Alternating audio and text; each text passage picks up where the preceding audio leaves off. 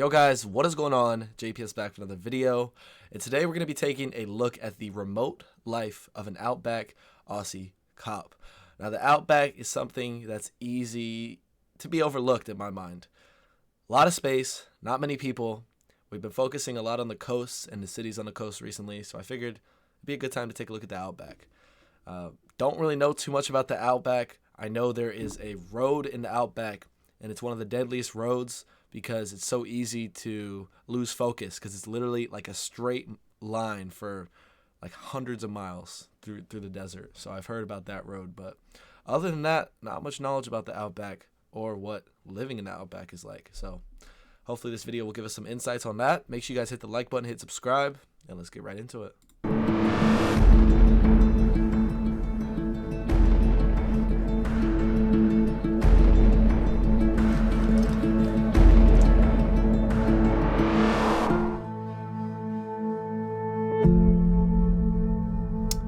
Crazy.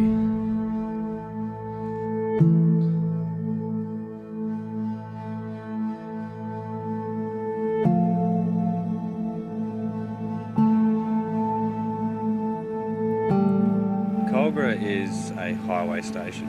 We cover from the NTSA border all the way up to Stewart's Well, which is about 200 k's worth of Stewart Highway. Plus we cover about 150 to 180 k's along the Lasseter Highway, which is the road that leads out to Ayers Rock. So apart from traffic duties, we also take care of 2 Indigenous communities.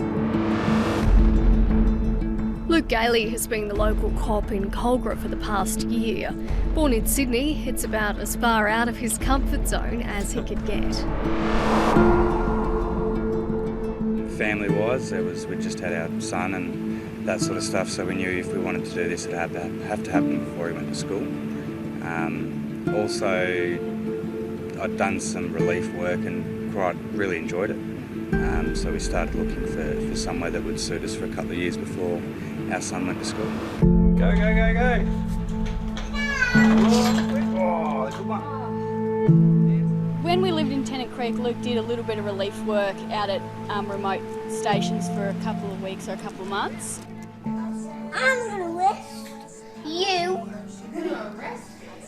And that was really nice, see a few different places. We moved back to Darwin and again Luke did a few different remote stints at places across the top end, and we thought, well, if you're going to do all this remote relief and you're away all this time, why don't we just go remote together and see what it's like to live proper remote. Hey, Luke joined the Northern he has his family behind him. That's hard to come across sometimes, so. Territory Police Force after a stint in the military and tour of Afghanistan.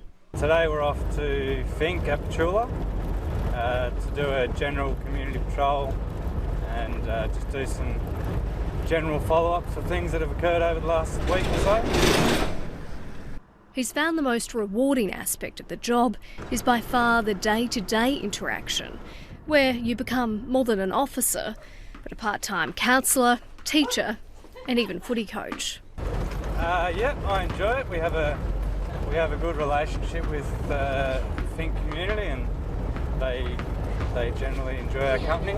It's good to be involved with them in this atmosphere, as well as it gives you a better ability to engage with them on a more one-on-one level, not so much just being there to lock them up, but being able to kick the footy with the kids every now and again, and just talk to them as a friend sometimes, and help them out with things as well as doing what we have to do. So.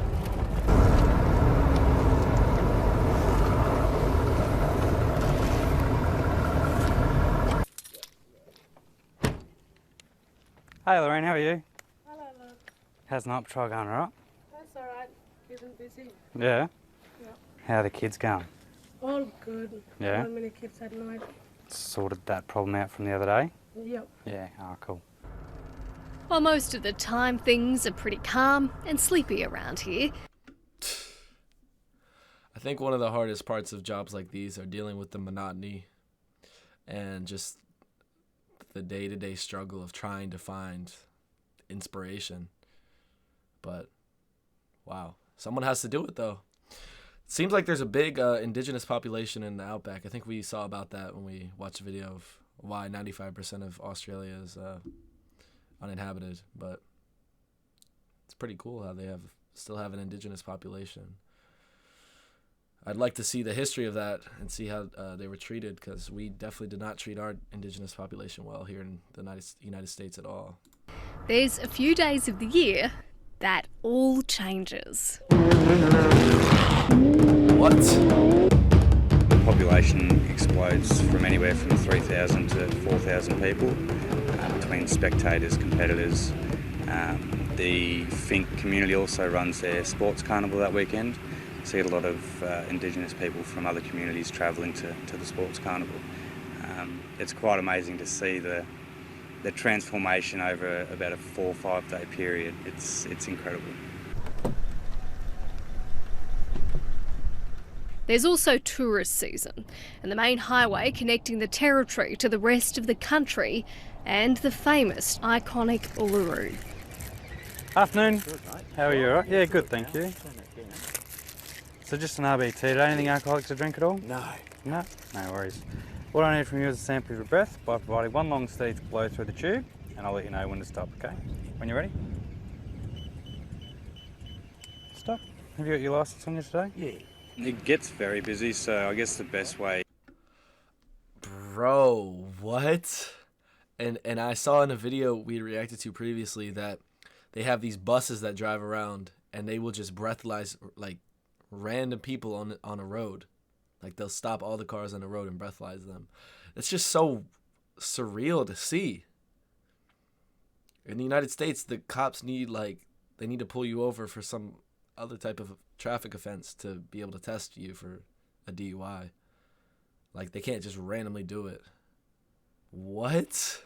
And plus we're allowed, there's no zero tolerance policy here. Like you're allowed to have a couple drinks and drive as long as your blood alcohol concentrate is below, I believe, 0.08. I think it is. To explain that would be, so we do RBTs all year round, and off-peak season we can set an RBT for hours and get 50 people, as opposed to during the tourist season we can do an RBT for an hour and we'll have 200-300 people tested. So it's I don't have the exact numbers, but yeah, it's quite large. Lots of traffic, long driving distances, and inexperienced drivers can make this job merciless. They've seen their share of trauma. Within remote work, you're expected to do a lot more. So as police, obviously we're first responders across the board and we'll respond to similar jobs, whether it's Palmerston, Darwin, Alice or out here. The difference lies in the support you then get post that. Sometimes for crashes, for example, there can be a delay in support, where you've then got to step up and fill the gaps. It's also a huge pastoral region, sprawling cattle stations, the main industry down this way. Yeah, I think there's 24 cattle stations. We deal with them in a varying degree. Some we hardly hear from and others we'll hear from quite a bit. So. What can some of the issues be? There's generally not issues coming from them. Their general contact will be MVR related and those sorts of things, firearms and licensing for their staff and that sort of stuff. Some of the issues that have arisen in the past is disputes over cattle and things like that get sorted generally in-house. It's a life foreign to many, but Louise has used her unique situation to tell the rest of the world about remote policing through a Facebook page. Well, I thought it would be an interesting way to share with other people what it's like to live remote and share also what it's like to be a police wife as well. And I thought it'd be interesting when you have those odd stories or funny days to get it out there and let people know that things can happen and change so quickly, and just sort of shed a light on what it's like to be a remote I have a mean thought in my head, and I don't want to say it, but it's going to come out. So family. the thought was, and listen, I'm not knocking stay-at-home parents, but she got bored, so she made the Facebook page. But no, that is cool. It is true, though. That could be boring, but it's a necessary role for some parent to play. I know my mom switched to part-time to take care of my brothers and I. But oftentimes, one parent has to drop work entirely. So great for her. I hope her husband's grateful because she literally followed him everywhere, or followed him to this remote area so he could do his work. But let me know what you guys think about what I said. It's a little messed up. I didn't really want to say it, but I thought it'd be funny. Whatever.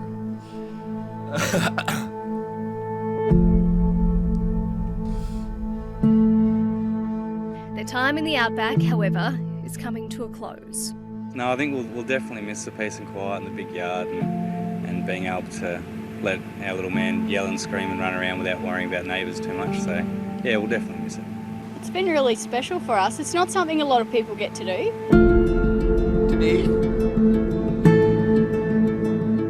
And it's not something a lot of people can say they've even had the opportunity to consider.